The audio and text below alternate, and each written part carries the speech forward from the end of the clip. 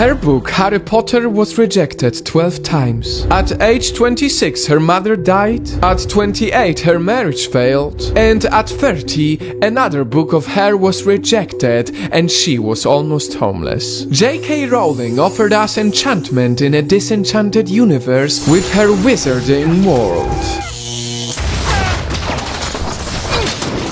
But behind the fastest-selling book series of all time is a person who considered suicide after a series of loss, failure and rejection. This is the story of her life, excluding the controversies. Joanne, that is her name, wrote a story at an early age of 6. I was convinced that the only thing I wanted to do, ever, was write novels. But she didn't tell anyone because she knew her parents wouldn't approve. When she turned 26, she went through the most traumatizing day of her life. Her mother died, and she was completely unprepared for it. It crushed her, and when the pain was too much to handle, she desperately escaped and moved to a different place. And that is when she decided for her dream to be no longer hidden. She directed her pains and regrets into writing the first book of Harry Potter. Because that was my way of coping. The books wouldn't be what they are if she hadn't died. I mean, her death is on virtually every other page of the Harry Potter books, you know. Jo wanted to start fresh after her mother's death, so she got married and had a daughter, Jessica. It had only been a few years since her mother died, but Jo had hit a new bottom.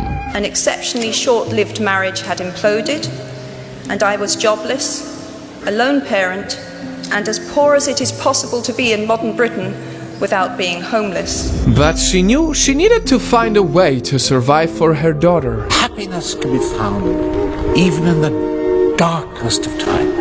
So she continued writing Harry Potter, bringing half of a suitcase full of papers to different publishers. And what is insane to imagine, she was rejected 12 times. Night fam, take this as a lesson. Harry Potter was rejected 12 times. But all these rejections only built her strength, and on the 13th try, she made a deal with a young publishing company. We do not need magic to transform our world. We carry all the power we need inside ourselves already.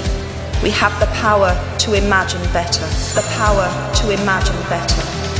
Even though at age 26 her mother died, it brought Harry Potter to life. At age 28 her marriage failed, but it gave her a daughter who kept her going. And finally her book was rejected many times, but in the end it made her the first author in human history who became a billionaire. Her lows became the highs. And these challenges come to all of us. Tragedy strikes unexpectedly and we hit rock bottom, but it doesn't mean we shouldn't keep on trying. Because every time you hit a new rock bottom, you will realize that there is no other way to go but up. And so rock bottom became the solid foundation on which I rebuilt my life.